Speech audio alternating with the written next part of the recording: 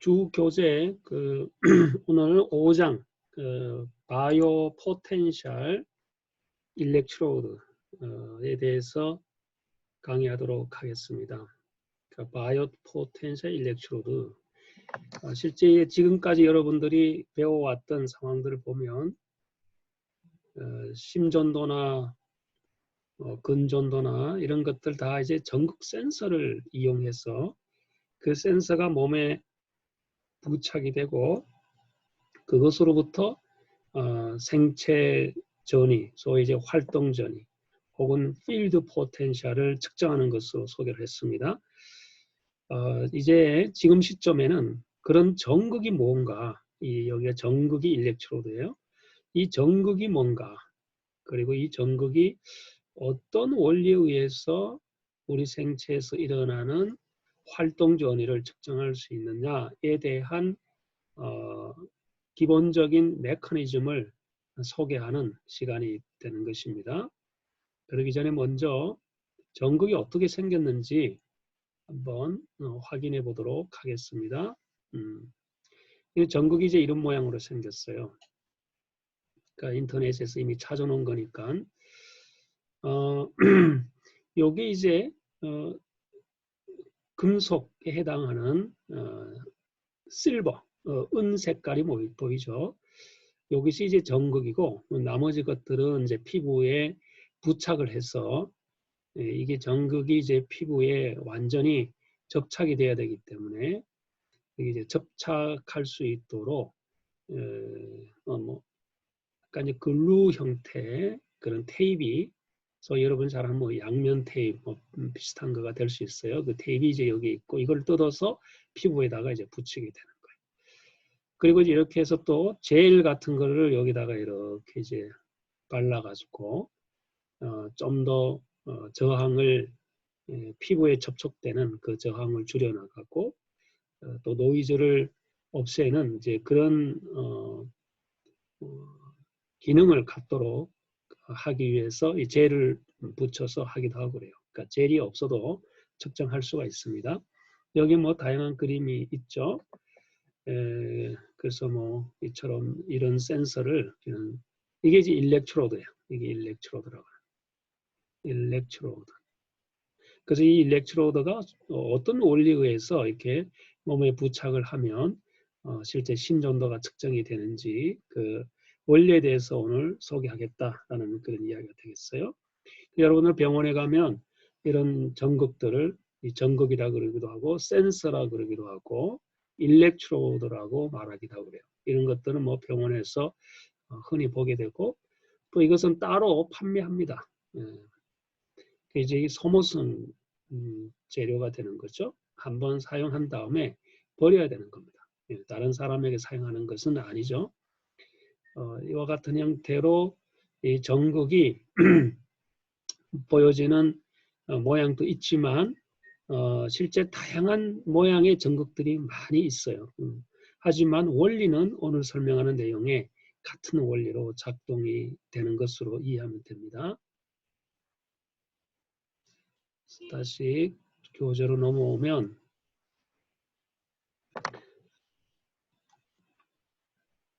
여기서부터 이제 본문의 내용이니까 차근차근 한번 소개하도록 할 것입니다. 여기서 이제 중간에 보면 이제 바이오 포텐셜 일렉트로드, 이게 전극이에요. 이게 이제 줄임말로 여러분 이제 전극이라고 하기도 하고 센서 혹은 트랜스듀서 이렇게 이야기를 합니다. 바이오 포텐셜 일렉트로드, 그냥 일렉트로드라고도 부르기도 하고 그래요. 사실 이런 것들은 우리 생체와 여기 있는 생체 있죠? 우리 몸과 그리고 일렉트로드, 전자장치 사이에 그 인터페이스의 기능이잖아요. 그죠? 그래서 얘가 인터페이스다. 그렇게 이야기합니다. 그러니까 사람이고 여기가 사람이고, 그렇죠? 여기 사람이고 여기가 이제 전극인 거예요. 전극. 여기에 전극이 붙어 있죠. 그죠? 그러니까 사람의 몸에 요 전극을 부착을 하는 요 인터페이스, 그 기능이 바로 바이오포텐셜 일렉트로드다. 그렇게 이야기를 하는 거예요. 그럼 이제 이 인터페이스의 그 역할은 결국은 전류를 흐르게 하는 거예요.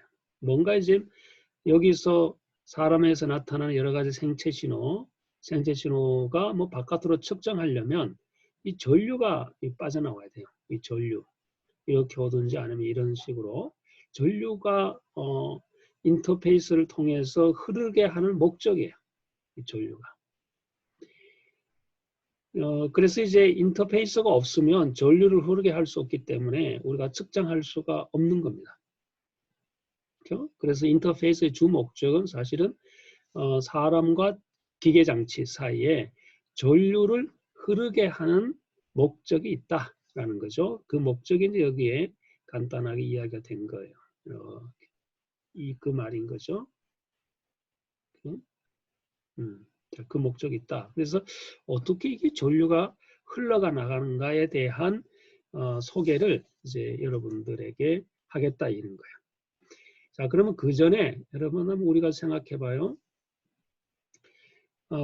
전류를 흐른다라는 전류의 개념을 I는 시간당 이 전하의 비율이 전류가 되는 거죠. 이렇게 이 전하가 Q가 되는 거잖아요. 이 전하가 있어야 전류가 흐른다 이런 이야기가 되는 거죠. 그래서 이게 전하가 되는 거예요. 우리가 이제 전류의 정의, definition 이야기하라 그러면 전하가 시간에 따라서 흐른다라고 하는 것이 바로 전류의 정의입니다. 그럼 이제 전하가 뭔가 하면 전하가 어디에 있느냐 이런 이야기를 할 수 있겠죠, 그죠? 전하. 그래서 이 전하라는 것은 우리가 이제 그 원자의 구조에 보면 원자 핵이 있고 또 옆에 이제 전자들이 쭉 이렇게 오비탈 형태로 전자들이 있잖아요, 그죠? 그게 맨 바깥쪽에 있는 이 전자가 이제 자유전자라는데 이 자유롭게 움직일 수 있기 때문에 자유전자라고 하죠. 이 자유전자 E가 표시는 E에 마이너스로 쓰는 거예요. 이 자유전자가 E가 있어서 실제는 우리가 뭐 자유전자가 많은 구리나 뭐 여러분 잘 아는 도체 있잖아요. 그 도체는 맨 외곽에 자유전자가 있기 때문에 이 전자가 이동을 해서 전류가 만들어지는 거예요. 이것이 바로 전하가 되는 거거든요. 이 전하. 이렇게 전하가 되는 거예요. 자, 그러면 우리가 물질에 대해서는 자유전자가 있다는 것은 알겠는데 그럼 우리 생체 안에서는 이 전하, 자유전자가 있느냐? 이 자유전자를 이용해서 전류를 만들어지느냐? 그것이 아니라 우리가 이제 액션 포텐셜, AP를 배울 때 세포막을 통해서 바깥에 있는 나트륨, 소듐 이온이 안쪽으로 들어오고, 그렇죠? 또 포타시움 이온이 바깥으로 나가고 이렇게 했잖아요. 그 이온 이 자체 이것도 전하가 되는 거예요. 이온 전하. 그렇죠? 그러면 생체 안에서는 실제 전류가 이온에 의해서 흘러나가는 거고, 이온 생체 안에서는 그리고 전극이라는 어떤 물질에서는 자유전자에 의해서 전류가 만들어지는 거잖아요. 그죠? 같은 전류가 생성되더라도 물질에서는 우리가 이제 그 전극이라는 그 물질에 있어서는 전자를 이용하게 되는 거고 생체에서는 이온을 이용하게 되는 거죠. 그래서 생체 여기다가 오른쪽 그릴게요. 그래서 여기가 생체란 말이에요. body. 생체는 이온이고 이온. 여기에 이제 전극이 붙어 있단 말이에요. 이 전극은 이온이 아니라 전자예요. 전자. 그러니까 이온을 전자로 바꾸고 혹은 전자를 이온으로 바꾸는 트랜스듀서가 있어야 되겠죠. 트랜스듀서. 그렇죠? 이것이 바로 뭐라 그러냐면 일렉트로드다. 그렇게 이름을 붙이는 거예요. 일렉트로드. 혹은 우리가 이걸 센서다. 그렇게 여러 가지 말로 혼동되게 쓰긴 해요. 원래 트랜스듀서나 센서나 이런 것들은 조금 디테일한 정의로 들어가면 약간 차이는 있지만 병원에서 뭐 임상의사들이 혹은 간호사들이 사용하는 그런 용어들을 보면 서로 좀 혼돈돼서 많이 사용해요. 그러니까 뭐 상관은 없는 겁니다. 그 정도 수준에서는 다 이해할 수 있는 범위 안에서 소통이 되니까. 그래서 이제 트랜스듀서라고 하기도 하고 센서라고 하기도 하고 일렉트로드도 그렇게 이름을 부르는 거예요. 얘네들의 주 목적은 전류를 흐르게 하는 건데 생체와 어떤 전자장치 사이에 이 전자장치죠. 전자장치 사이에 전류를 흐르게 하는데 생체는 이온에 의해서 전류가 흘러지고 전자장치는 전자에 의해서 흘려지니까 이 두 개를 서로 바꿔나가면서 서로 교환을 해서 생체에서 발생되는 이온의 현상을 전자로 바꿀 수 있는 그런 인터페이스가 필요하다는 거죠. 그렇죠? 그것이 바로 이제 일렉트로드다라는 그런 이야기를 하게 되는 것이고, 거기에 대한 이제 설명들이 여기에서 이제 시작하고 있어요. 네. 지금 좀 전에 이야기했던 그 설명들이 여기에 이제 관련되어 있는 거죠. 이렇게 내용이. 네. 여기에서 이제 그 말을 하고 있는 거예요. 네. 자, 그래서 이제 우리가 요 일렉트로드 2장에서는 조금 더 밑으로 내렸어.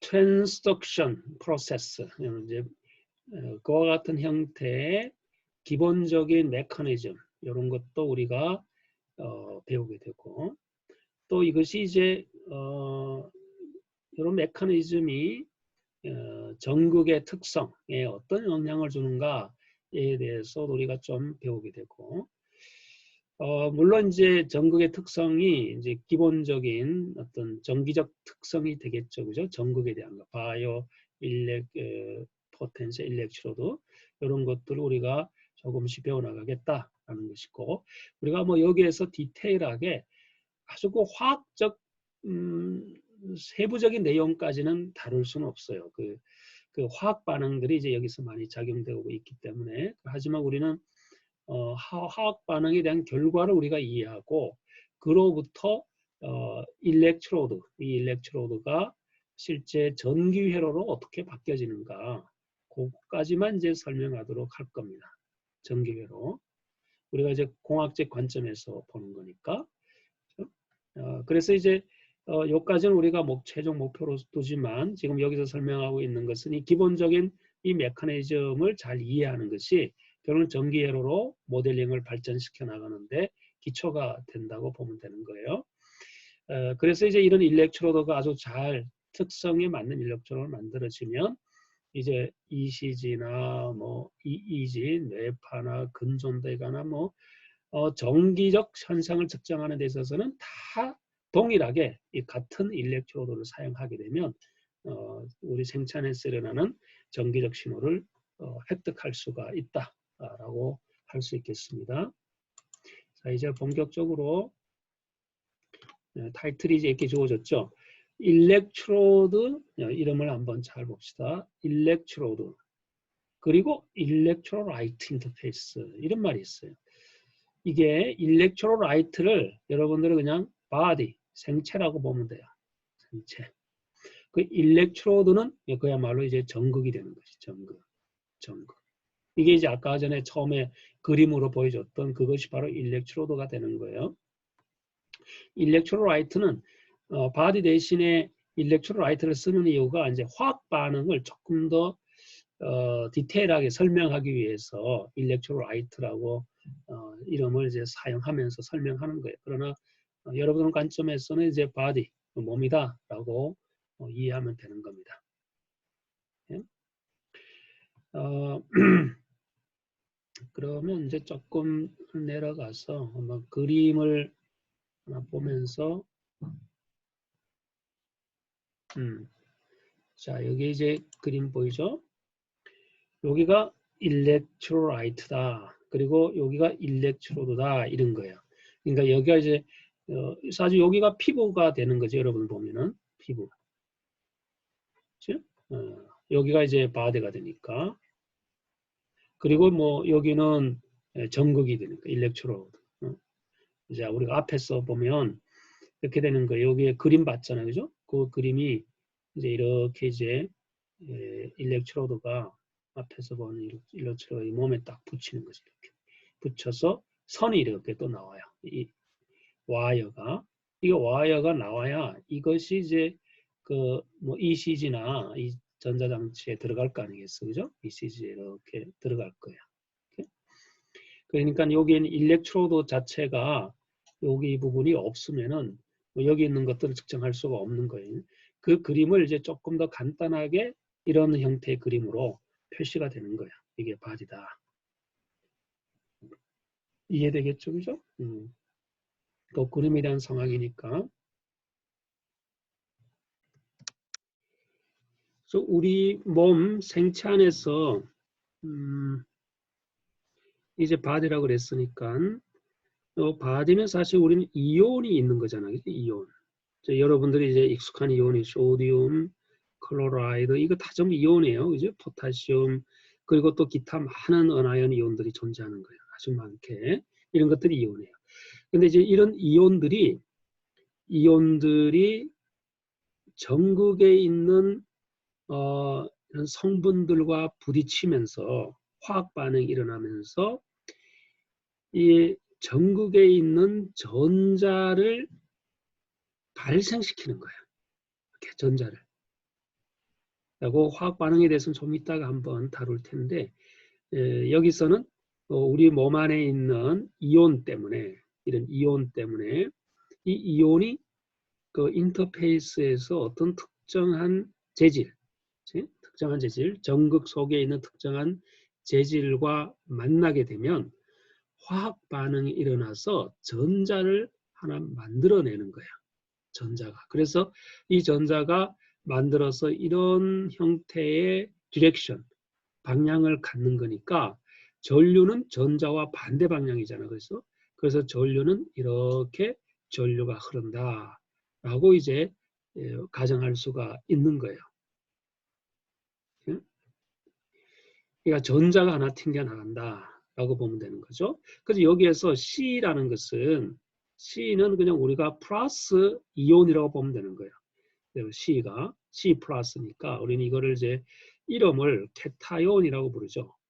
케타이온. 이건 이제 케타이온 플러스고 마이너스의 이온들은 은하이온이다 이렇게 이름을 부르는 거잖아요. 그죠? 그래서 A의 은하이온 마이너스고 케타이온의 그 C의 그 첫째 문자를 써서 이제 플러스니까 플러스 이렇게 이제 표시를 하는 거예요. 그러면 어떻게 해서 이렇게 이제 여기 이온이 있는 것들이 여기가 이제 일렉트로드의 어떤 특정한 금속 물질과 부딪히게 되면 전자 한 개를 튕겨내느냐 이런 거예요.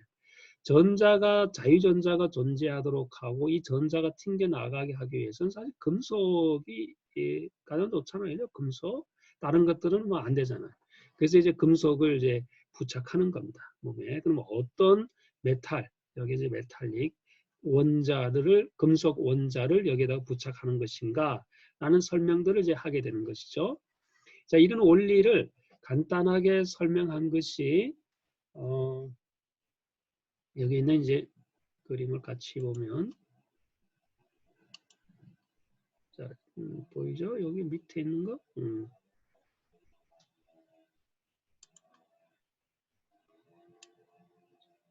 자, 여기에서 식 5-1을 한번 봐요. 이제 이 내용을 알면은 뭐 상당 부분을 이해한다고 볼 수 있는데 여기에 보면 C라는 케타이온, 이온 있죠? 이 이온이 오른쪽으로 이 방향으로 화학 반응이 일어나면은 산화되었다라고 이야기해요. 이 산화, 옥시데이션. 이 산화라고 하면 전자를 하나 튕겨내는 거야. 전자를 하나. 그렇죠? 그러니까 원래는 이제 C가 있다가 C라는 어떤 형태로 있다가 이것이 산화가 되면 케타이온 이온으로 바뀌고, 그치? 이온으로 바뀌고, 그리고 전자 한 개가 만들어지는 거겠죠? 전자 하나가. 반대는 아니지만 이제 그 5.2를 다시 한번 봐요. 여기는 어떤 A라는 물질이 있어요. 그리고 이제 이 바로 이전에 산화되기 전에 A 어나이온이라는 이온이 있단 말이에요. 그 이온이 산화가 되면서 A라는 형태의 원자의 물질로 만들어지고 그러면서 전자 한 개를 또 튕겨나가게 하는. 그래서 이제 산화 반응으로 보면 전자 하나가 발생이 되는 거죠. 이 전자가 발생이 되면서 동시에 이온화가 되어 있는 거예요. 이온. 그렇죠? 그리고 또 이온으로 되어 있는 이것이 하나의 A라는 형태의 물질로 만들어지면서 또 전자 한 개가 튕겨나가는 이런 원리로 되어 있는 거예요. 물론 여기서 뭐 N이나 M은 뭐 원자가에 해당하는 거겠죠. 그죠? 이렇게. 그럼 반대로 환원은 반대가 되겠죠. 그죠? 이렇게. 오른쪽에서 왼쪽으로 가는 것이 환원이 되는 거예요.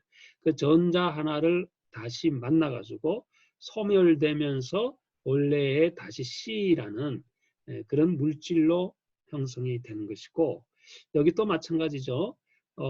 원래 A라는 물질의 전자 하나를 만나서 A라는 이온으로 바꿔나가는 이런 환원의 형태의 반응들이 화학 반응에서 일어난단 말이에요. 그치? 이런 뭐 구체적으로 이런 반응들이 일어나는 것은 이제 화학하는 사람들이 이제 잘 설명할 수 있겠지만 우리 전기전자하는 사람들은 이 산화 환원 반응에 대한 기본적인 개념을 갖고 있으면 되는 겁니다. 오케이? 자, 오른쪽으로 가면 전자 하나를 만들어낸다. 이렇게 되는 거죠. 그러면서 이제 이 C가 여기 우리 조금 그림에 올려보면 요 C가 있죠. 이 C. 요 C가 케타이온이라는 이게 바로 물질이 되는 거예요. 전극의 물질이 되는 거예요. 금속. 뭐 C가 어떤 물질이 될 수 있겠죠. 우리가 이제 뭐 좀 이따가 나오겠지만 이제 은이라는 물질을 많이 사용하게 되는데 은도 되고 뭐 PB, 납도 되고 뭐 이것 하나의 금속 드니까 뭐 금도 있고 그죠? 많이 있는 거. 이게 하나의 여기에 이제 C라 대표적인 C로 케타이온 이온으로 한번 가정해 보는 거예요. 이렇게? 그러면 이 C가 표면에 금속의 표면에 있던 이 C가 일렉트로라이트 안에 일렉트로라이트에는 이온들이 많이 있잖아요. 그죠? 이온이.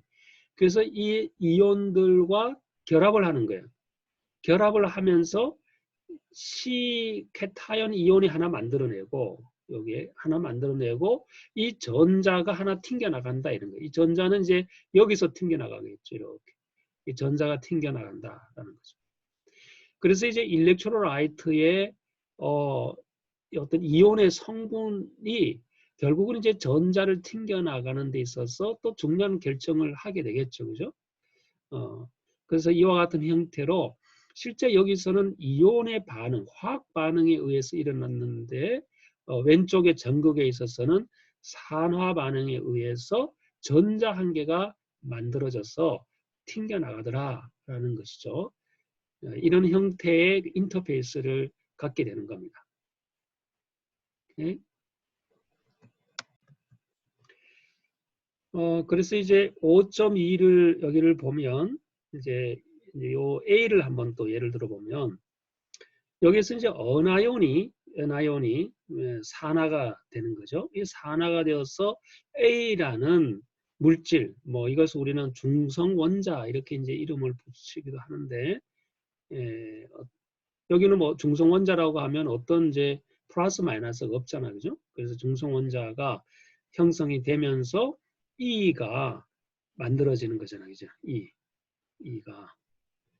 그래서 이제 이런 형태의 E가 일어날 수 생성이 되고 이것이 이제 자유전자격으로 전류의 흐름을 만들어내는 소스가 된다고 볼 수 있겠죠, 그죠?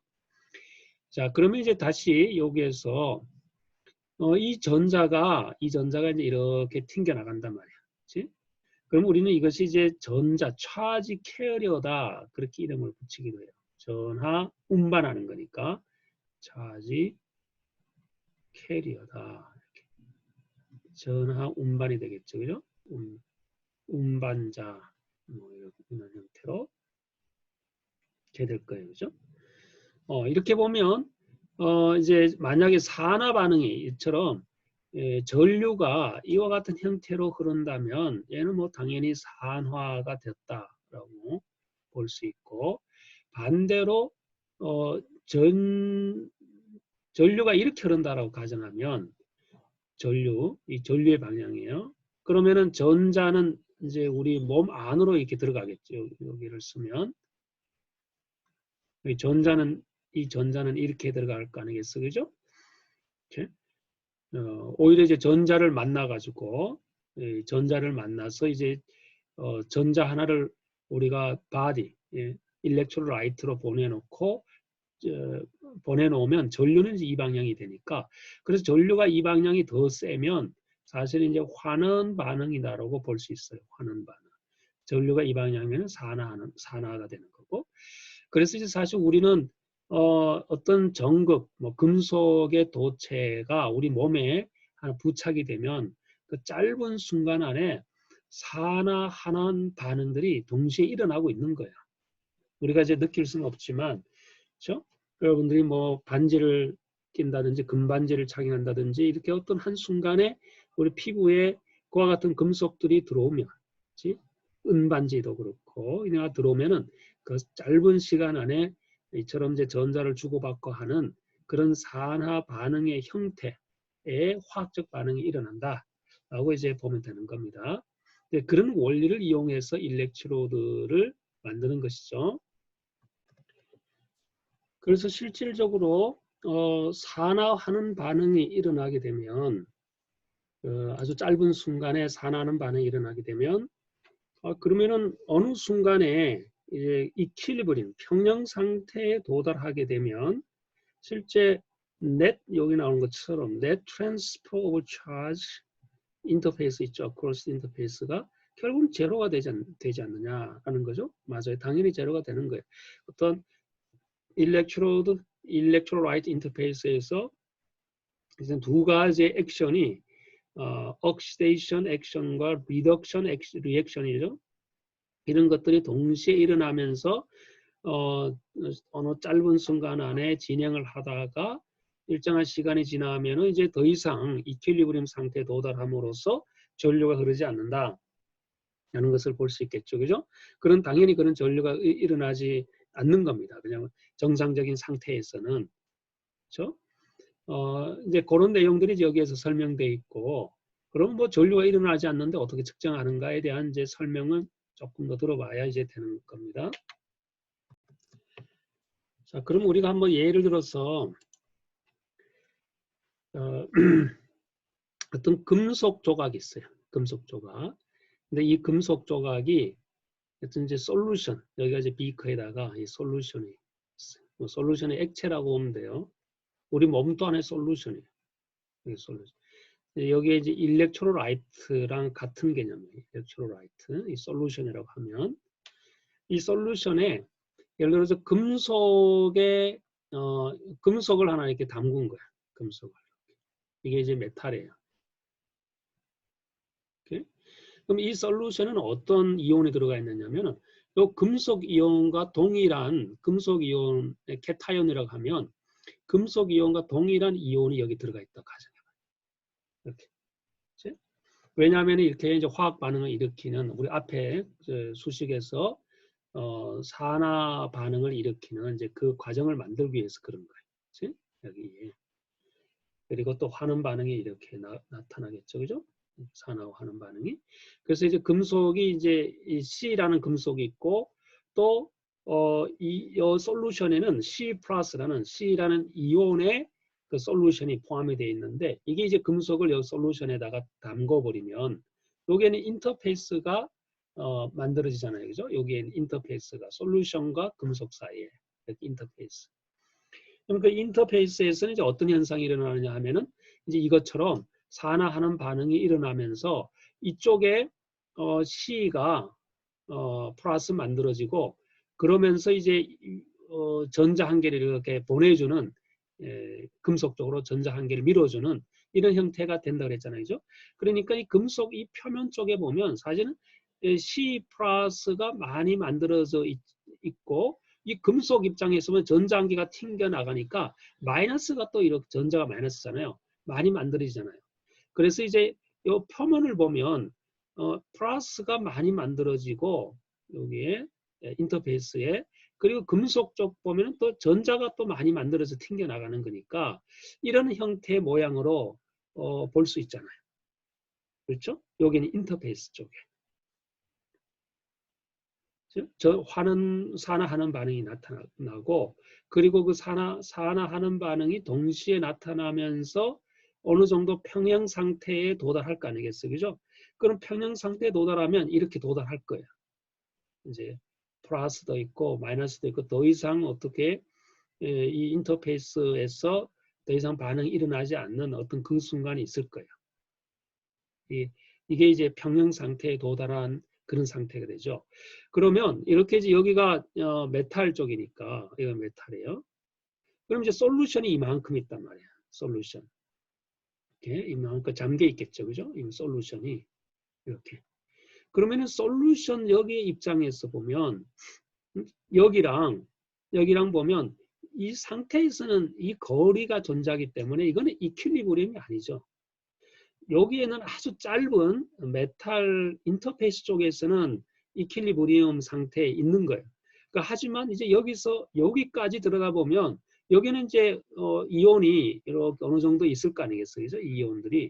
이온들이 존재하고 여기서는 이온이 집중적으로 이렇게 만들어져 있고 그러다 보니까 사실 금속이랑 여기는 솔루션이랑 이 사이에 예를 들어 새로운 어떤 금속을 하나 이렇게 놓을 수 있잖아요. 그죠? 그러면은 사실 여기도 마찬가지로 플러스가 많이 몰려 있겠죠. 이렇게. 그죠? 그러니까 이제 그러면 여기에는 플러스 마이너스가 분극화되어 있기 때문에 이 전압을 측정하려면 새로운 금속을 넣어서 측정을 해야 되는 거예요.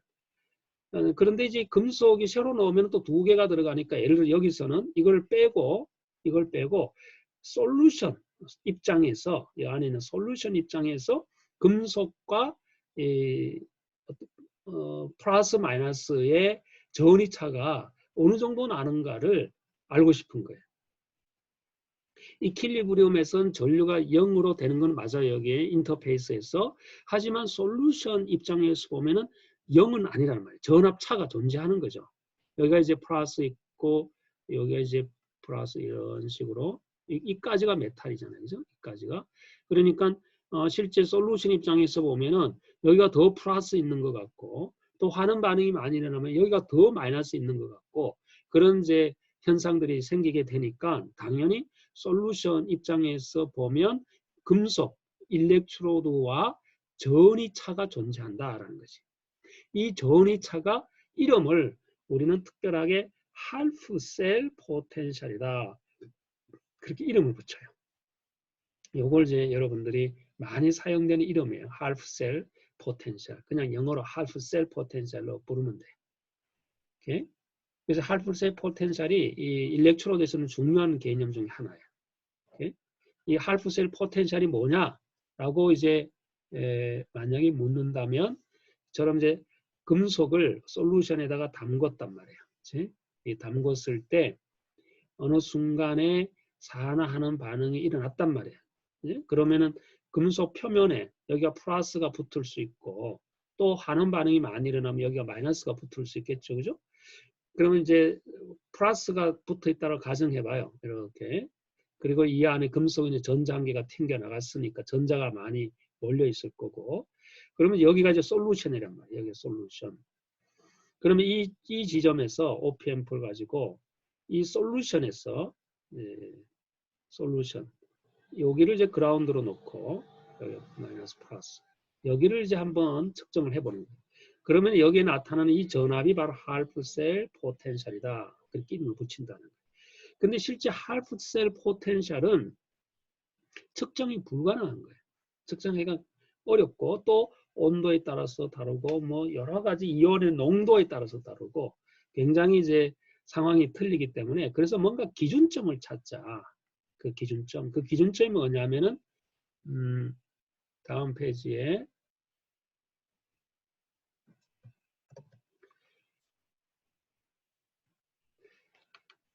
하이드로젠 일렉트로드라는 수소 전극 이거를 기준점으로 삼자 이런 거예요. 이렇게. 그래서 이제 수소 전극을 여기가 이제 메탈 금속에 해당하는 수소 또 수소 전극을 기준점으로 삼아서 이 점을 할프 셀 포텐셜이다라고 이제 가정하는 거예요. 여기를. 그럼 이제 이것보다도 조금 크고 작으냐 뭐 이런 거가 있겠죠, 그죠? 그래서 이제 이 기준점을 할프 셀 포텐셜의 기준점을 하이드로젠 일렉트로드를 잡아놓고 이것으로 통해서 할프 셀 포텐셜을 이제 계산해내는 거예요. 계산하는 거, 측정을 못한다 그랬으니까. 그러면 뭐 어떤 방법으로 계산하느냐 이런 거죠. 그것이 바로 우리가 앞에서 액션 포텐셜에서 배웠던 넌스트 혹은 네르스트 이퀘이션을 이용하는 거예요. 여기가 나오나? 요게 있죠, 그죠? 여기에 있는 요 공식을 이용하면 우리가 이게 넌스티케이션은 세포막에서 소디움 이온이나 포타시움 이온의 활동, 얘네들이 이제 서로 이동하는 활동 이온들이잖아요, 그죠? 그 활동 이온이 세포 안에 있고 또 세포 밖에 있는 농도를 알면 그 농도에 의해서 그 전압을 계산할 수 있는 것이 바로 넌스트 이퀘이션이 되는 거예요. 여기에. 그래서 그 이퀘이션을 이용하면 얼마든지 할프셀 포텐셜을 계산해낼 수가 있다 이런 거예요. 그래서 이제 여기에서 할프셀 포텐셜을 이와 같은 형태로 다 계산하는 겁니다. 이렇게 쭉 계산해서 이미 얻어진 데이터들이에요. 이거는 그냥 쓰면 되는 거니까 하프셀 포텐셜을 우리가 E0라고 이름을 불러요. 기준 하프셀 포텐셜. 그러니까 어떤 반응도 일어나지 않고 산화하는 반응으로 이루어지면서 평형 상태에 도달했다. 그때에 측정되는 전압이 하프셀 포텐셜이다. 그렇게 이제 보면 되는 거예요. 그래서 하프셀 포텐셜이 수소인을 기준이기 때문에 수소 전극을 기준이기 때문에 그 기준의 레퍼런스, 그 레퍼런스 스탠다드잖아요. 그 기준에 근접한 전압이 나오면 가장 좋은 거예요. 그 기준을 삼았으니까. 여기에서 보면 어떤 것이 가장 근접하냐면은 실버, 클로라이드, 실버 있죠. 이게 그래도 가장 근접하고 그 다음에 여기 마이너스 쪽으로 보면은 PB, 이게 납이잖아요. 그죠? 이것도 근접한데 이 납의 성분은 좋지 않잖아요. 그렇죠? 그래서 얘가 좋기는 하지만 그러나 사실 인체의 반응을 일으킨 데는 좀 문제가 있어서 납은 이제 제외시켜 나간 거예요. 이 중에 아무거나 써도 돼요. 몸에 해롭지 않는 것을 사용하면 되는데 그 중에서 하이드로젠 일렉트로드의 할프셀에 가장 근접하면서 인체에 무해한 메탈 전극을 쓰면 되는 것이다 라는 것을 이제 이 표를 통해서 알려주는 겁니다. 자, 그러면 이제 다시 위로 올라가서 그러니까 할프셀 포텐셜은 일렉트로드와 전극과 일렉트로라이트 생체라는 그 솔루션 그 사이에서 전류가 존재하지 않으면 그렇죠? 그 조건에서 그러니까 평형 상태라는 거죠. 그 조건에서 계산할 수 있다라고 보면 되는 거예요. 물론 이제 뭐 측정도 복잡하지만 측정은 할 수가 있어요. 하지만 이제 우리가 뭐 측정을 하나 또 계산을 하나 거의 넌스티케이션에서는 별 차이가 없다는 걸 알고 있기 때문에 계산해서 보여주기도 하고 그래요. 그러니까 측정을 하는 것도 뭐 완전 불가능한 것은 아니에요. 어렵지만 그 데이터는 이제 충분히 확보할 수가 있는 겁니다. 그러나 이제 만약에 그렇다면 앞에서도 얘기했지만 실제 일렉트로라이트라 일렉트로 사이 인터페이스에 전류가 완전히 존재하지 않으면은 완전 평형 상태에 있다면 우리가 측정을 못 한단 말이에요. 그죠? 근데 이제 전류가 존재한단 말이에요. 그 전류가 존재하면 어떻게 되나요? 할프셀 포텐셜이 바뀌겠죠. 얘가 변하는 거예요. 그게 어떤 형태로 바뀌느냐라는 겁니다. 할프셀 포텐셜이 분명히 전류가 존재하지 않는다라고 가정해서 했지만 실제 우리가 생체 안에서는 심장이 박동하고 뭐 이렇게 움직여 나가니까 우리 몸 전체가 솔루션이란 말이야. 그러면 전류가 존재하잖아요. 그죠? 그럼 전류가 존재하면 당연히 할프셀 포텐셜도 바뀌게 된다 이거야. 그치? 여기에서 이야기하는 할프셀 포텐셜, 이것이 이제 전류가 흐르지 않는 그 상태에서 측정된 값이 뭐 하이드로젠 일렉트로드를 기준으로 해서 삼았지만 실제 우리 생체 안에서는 일어나는 솔루션들은 전류가 많이 일어난다 이런 거예요. 전류가 발생되는 거예요. 그러면 그 생체에서 일어나는 그 발생되는 그 전류, 카디악 베타도 대표적인 거죠. 그 전류가 만들어지니까 그 전류 때문에 변화되는 할프셀 포텐셜은 어떤 것들이 있는가라는 거죠. 전류가 변함에 따라서 전류가 존재함으로써 생기게 되는 할프셀 포텐셜이 무엇인가라는 거지. 좀 전에 할프셀 포텐셜은 평행 상태라고 이야기했는데 그럼 우리 몸 안에는 전류가 있단 말이에요. 그럼 평행 상태가 아니에요. 깨지는 거죠. 그러면 그때의 할프셀 포텐셜은 뭐라고 부르느냐라는 그런 질문과 같은 겁니다. 그거에 대한 답을 얻기 위해서 어디에 보느냐면 이제 폴라리제이션이라는 개념을 이해하면 그와 같은 문제에 대한 답을 우리가 이해할 수가 있어요. 이 폴라리제이션. 여기 이제 폴라리제이션은 앞에서 세포막을 이야기하면서 폴라리제이션 배웠잖아요. 그죠? 그 분극이라는 거예요. 이 폴라리제이션은 플러스 극과 마이너스 극이 완전히 대치되어 있는 이런 상태를 폴라리제이션이라고 이야기하는 거예요. 이런 것들. 이렇게 대응되어 있는 것을 폴라리제이션. 그래서 이제 산화하는 반응이 일어나면서 사실은 인터페이스에서는 이런 폴라리제이션 현상이 일어난 거잖아요. 그죠? 그래서 우리가 이런 폴라리제이션이 일어나면서 솔루션에서 실제 인터페이스 사이에 전압을 측정한 것이 바로 할프셀 포텐셜이라고 이야기했는데 실제 할프셀 포텐셜은 전류가 존재하지 않는 경우인데 솔루션 안에서는 전류가 발생이 된단 말이지. 여기처럼 전류가 발생되는 거예요. 그러면 우리가 실제 관측된 할프셀 포텐셜이 있을 것이고 이것이 변하게 된다라는 거죠. 그럼 어떤 할프셀 포텐셜이 변화되는가를 세 종류로 소개하고 있어요. 첫째는 오믹 포텐셜, 오버 포텐셜이라는 말이 하나 있어요. 오믹. 오믹이라는 것은 오메 법칙 알죠? 오메 법칙. 이 내용하고 같은 거예요.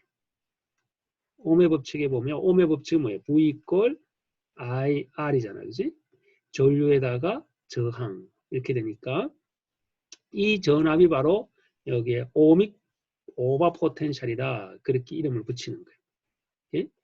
자, 그럼 여기에서 전류가 발생이 되니까 예를 들어서 이런 우리 몸에 솔루션이 이렇게 있어. 그죠? 여기 이제 생체가 있고 그리고 여기에 그 일렉트로드가 있어요. 일렉트로드. 전극이 있는 거죠. 여기 전극이라고 하지. 전극. 그럼 여기가 이제 순간적으로 산화하는 반응이 나타나겠죠. 그죠? 그러면은 실제 여기에서 이 솔루션, 이 지점에서 이 사이에 저항이 있을 거 아니겠어요? 이 저항이. 그렇죠? 그럼 이 저항이 바뀐다 이런 거예요. 저항이. 왜냐면 우리 몸에 이제 뭐 저항이 안 바뀌더라도 예를 들어서 심장이 움직이고 하면 전류가 생기는 거잖아요. 그죠? 전류가. 그래서 전류가 생기면서 이 저항을 거쳐 지나니까 만약에 전류가 이렇게 생겼다라고 하면 이 사이에 전압이 발생이 되는 전압 강화 현상이 일어나잖아요. 이 전압이 바로 오믹 포텐셜이다 이야기하면 되는 거예요. 그렇죠? 그러니까 여기서 뭔가 막 그 심장이 박동하고 뭔가 계속 뛰는 거예요. 그러면서 저항이 바뀌게 되고 또 전류도 바뀌게 되고 그런 거예요. 그래서 이 저항은 사실은 전류가 바뀜에 따라서 저항이 바뀌어 나가는 거야. 이거는 우리 그 회로에서는 아주 여러분들 수준에서는 배우지 않는 내용이에요. 저항은 그냥 있으면 있는 거지. 이게 왜 전류에 따라서 저항이 바뀌냐? 그러면 쓸모없는 저항이잖아요. 그죠? 시중에서 10개짜리를 하나 샀는데 전류가 바뀜에 따라서 뭐 5K가 됐다든지 이러면 안 된단 말이죠. 하지만 생체 안에서 솔루션은 이 안에 일어나는 전류의 변화에 따라서 우리 몸 안에 저항이 계속 바뀌어 나간다 이런 거예요. 몸 안에. 그러니까 뭐 심장의 체스트, 가슴, 뭐 심장 그 안에 있는 굉장히 많은 장기들이 있잖아요, 그죠? 그 사이에 계속 뭔가 전류가 바뀌면서 저항의 변화들이 나타난다라는 것을 이제 볼 수 있는 그것이 바로 오믹 오버 포텐셜이다라는 거죠. 그래서 이제 하프셀 포텐셜을 우리가 관측할 수 있는 하프셀 포텐셜은 첫 번째는 오믹 오버 포텐셜 형태로 하나 나타날 수 있겠다라는 것을 예측할 수 있고 그 다음에 이제 두 번째가 concentration라는 게 있어요. concentration over potential. 자, 여기 이제 concentration over potential이라고 하면 여기를 한번 봐요. 이게 이제 그대로 보면 전극과 일렉트로라이트 생체의 인터페이스 아주 근접한 그 위치, 그지? 인터페이스의 이 말은 이제 여기가 메탈이면 여기 메탈이면 여기가 솔루션이잖아요, 그죠? 이 솔루션 이렇게 하면 바로 여기 완전히 이제 접촉되는 이게 이제 빅시너트죠. 여기에 이제 여기도 요 접촉되는 이 부분에 일렉트로드가 있을 거 아니겠어요, 그죠? 일렉트로라이트가 여기에 이제 이온들의 분포가 달라질 수 있다는 거죠. 이온들의 분포가 왜냐하면 이거는 당연히 폴라리제이션이기 때문에 달라지잖아요. 여기가 솔루션이 이만큼 듬성듬성 있다면 이 메탈을 넣는 그 순간에는 이것들이 이제 산화 반응이 이렇게 해서 이렇게 쭉 모이겠죠, 그죠? 그러면서 여기가 뭔가 지금 어떤 이온의 레이어가 형성될 수가 있는 거예요. 이것이 바로 이제 포텐셜의 농도가 되는 거예요. 이온의 농도, 컨센트레이션이 되는 거니까 이것 때문에 또 할프셀 포텐셜이 바뀌어질 수 있다라고 이야기하는 거예요. 물론 평형 상태에 도달을 했지만 그 평형 상태는 이 일렉트로드랑 여기에 있는 일렉트로라이트의 인터페이스 평형 상태를 이야기하는 것이고 그럼 우리가 측정하는 것은 몸의 어떤 위치에다가 측정할 거 아니겠어요? 그 전극을 놓고 몸의 다른 위치에다가 그럼 그 위치에서 이 사이에 전극 사이를 들여다보면 할프셀 포텐셜이 바뀌는 것처럼 보인다 이거예요. 이게 관측된 할프셀 포텐셜이 되는 거죠. 그것이 첫 번째 이유가 이 사이에 저항도 있을 수 있다는 것이고 그리고 인터페이스에 있는 농도, 컨센트레이션도 있을 수 있다라는 그 이야기가 되는 거죠. 이게 이제 두 번째다라는 거고 그리고 세 번째는 여기 나오는 액티베이션 오버 포텐셜이다라는 것이 있어요. 액티베이션. 사실 이제 이거는 뭐 우리가 아까 전에 금속을 여기에 솔루션에 담겨 놓으면 순간적으로 산화하는 반응이 나타난다 그랬잖아요. 그죠? 산화가 10번 일어나면 한원이 10번 일어나서 순수하게 전류는 흐르지 않는 것으로 우리가 설명했었는데 사실은 실제적으로 들어가면 이와 같은 완전히 not entirely reversible 산화가 10번이 일어나면 환원이 10번이 일어나는 것이 아니라 때로는 9번, 뭐 7번 이렇게 완전히 8개를 주고 8개를 받는 것이 아니라 8개를 주고 6개, 5개 이렇게 받을 수도 있다는 거죠. 약간 불균형적인 그런 형태가 일어날 수 있는 거죠. 그렇죠? 예를 들어서 뭐 금속의 이런 원자들이 좀 더 많이 산화가 된다든지 그럴 수 있잖아요. 그러면은 실제 어떤 에너지 장벽이 생길 거 아니에요. 어떤 에너지 이게 이제 왜냐하면 플러스 마이너스가 이렇게 대전되어 있는데 이런 형태. 이건 4개인데 이렇게. 이렇게 되면은 이만큼의 에너지가 더 많은 거예요. 에너지 장벽이 생길 수 있죠. 이게 이 에너지 장벽 때문에 나타나는 포텐셜, 그것을 우리가 액티베이션 에너지다 혹은 액티베이션 오버 포텐셜이다 그렇게 이름을 붙여 나가는 거예요. 이건 이제 화학 반응에서 제가 지금 여러분들이 디테일하게 설명을 들을 필요도 없고 디테일하게 엔지니어 관점에서는 알 필요는 없지만 그러나 대강 오버뷰 입장에서 이런 액티베이션 오버 포텐셜이 에너지 장벽에 의해서도 충분히 생길 수 있겠구나 하는 정도는 여러분들이 이제 이해를 시키는 겁니다. 오케이? 그래서 이제 종합적으로 포텐셜을 보면 이런 형태가 이제 생길 수가 있는 거죠. 이게 실제 우리가 관측되는 전압, 이 전압을 측정하는 겁니다. 이 전압은 할프셀 포텐셜도 포함되어 있고 이런 것들이 계속 포함이 되어 있는 거예요. 그죠? 그래서 사실은 이 중에서 우리가 이것이 가장 큰 영향을 주는 것이 아닌가 그렇게 보면 나머지는 조금 미약한 수준이지만 또 이게 할프셀 포텐셜 이 자체는 런스트 이퀘이션에서 다 계산되는 거고 고정이 되어 있는 거죠. 이거는 이것도 거의 변화가 되지만 변화폭이 심하지 않지만 오미 포텐셜은 그래도 변화폭이 다른 거에 비해서는 조금 나타난다. 그래서 얘를 측정하는 거예요. 사실 얘를 측정하면 VP를 측정하는 것인데 그럼 이게 오미 그 오버 포텐셜을 측정을 해서 뭔가 생체 안에서 있는 이온이 금속의 이온과 부딪혀서 산화하는 반응이 일어나서 전류를 만들어 주려면 우리 생체 안에는 세포에서 여러분들이 뭐가 많이 떨어졌어요? Na 있고 또 Cl도 있고 많이 떨어졌잖아요. 이게 세포 밖에 많이 있는 거죠. 세포 밖. 그래서 세포 밖은 NA가 있고 CL이 많이 있더라고요. 그래서 이런 NL과 CL을 자세히 들여다보니까 이게 은이라는 거를 은에다가 CL이라는 실버 클로라이드를 코팅을 해서 이렇게 만들어 놓으면 이 CL과 여기 CL이 있으니까 코팅할 수 있으니까 이 CL과 이 은하고 어떤 화학 반응을 일으키면서 전자를 하나 내주고 받고 할 수 있겠구나라는 아이디어를 생길 수가 있는 거예요. 그러면서 이제 이런 VR이나 VC, VA의 변화를 외부에서 측정하겠다라고 볼 수 있는 겁니다. 이런 화학 반응이 어떻게 해서 일어나는지를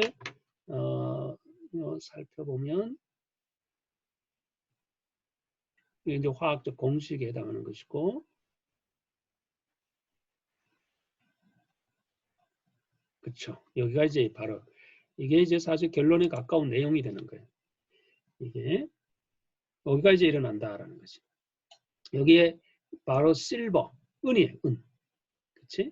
이게 이제 금속 해당하는 거잖아요. 그죠? 여기에 금속에다가 실버 클로라이드를 코팅을 하는 거예요. 이게 이제 금속 있죠. 이 금속 있고 여기에 아주 얇게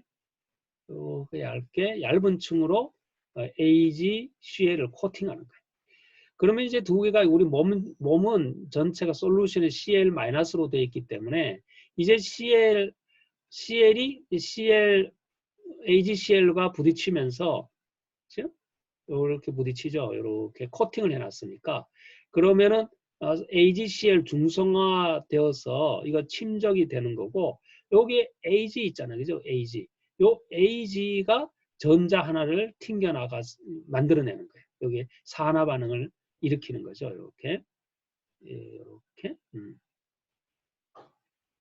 그래서 이제 Ag가 여기에는 은이 솔루션 표면에 산화 반응이 일어나면서 Ag 플러스가 만들어져요.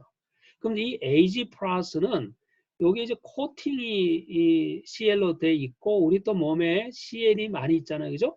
그거와 함께 이 AG와 CL이 화학 반응이 일어나면서 AgCl이 침적이 되는 거예요. 요게 표면에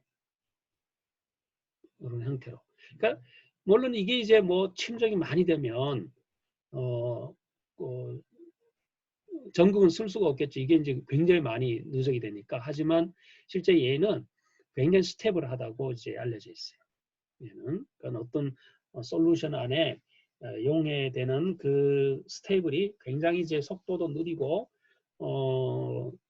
이제 그런 뭐 여러 가지 화학적인 어떤 특성, 전기 화학적 특성들을 갖고 있다라는 것을 이제 여기서 좀 소개를 하고 있는 겁니다. 여기에. 그래서 이제 여러분들이 알아야 할 결론은 이제 이런 거예요. 여기 있는 거. 은하고 이 실버랑 실버 클로라이드 전극. 그래서 우리는 이제 실버 클로라이드 그렇게 이름을 붙여요. 자, 이거를 이제 다시 그림을 보면 이게 있죠. 이게 바로 실버 클로라이드가 되는 거예요. 여기 이제 자세히 보면 여기가 실버예요. 그렇죠? 실버고 실제 이 실버 표면에 실버 클로라이드라는 레이어를 아주 얇게 코팅을 해놨어요. 여기. 코팅. 그러니까 여러분들이 이제 스마트워치에 ECG를 측정할 수 있다고 그랬잖아요. 그죠? 그러면 그 왼손 손목에 찬다면 스마트워치 바로 밑에 이런 실버 모양이 있을 거예요. 이렇게 재질이 거기에 놓고 또 그 위에다가 실버 클로라이드를 코팅을 해놓은 거예요. 그 코팅을 해서 거기에다가 이제 양손을 손을 대면 중간에 화학 반응이 일어나서 측정할 수가 있는 겁니다. 다시 넘어오면 이제 결론적으로 설명하면 이거예요. 실버 클로라이드, 실버 클로라이드 이 전극을 이용을 해서 실제 솔루션, 우리 사람의 솔루션, 일렉트로라이트 거기에다가 접촉을 하면, 그렇죠? 바로 접촉하면 이런 현상들이 생긴다라는 거죠. 실버가 하나 이온화되고, 그렇죠? 전자 한 개가 튕겨 나가는 거지. 전자 한 개가 튕겨 나가면서 그리고 이것이 이제 실버 이온이 코팅돼 있는 그 부분 있죠. 그 부분에 클로라이드랑 다시 만나서 중성화되어 있는 이것이 일렉트로라이트로 솔루션 안으로 들어오는 거예요. 그래서 얘는 이제 굉장히 안정적인 거기 때문에 얘가 이제 이 표면에 갖다가 침착이 된다 이거예요. 여기에. 그런 어떤 화학적 그 반응들이 이제 반복적으로 일어나면서 실제 이제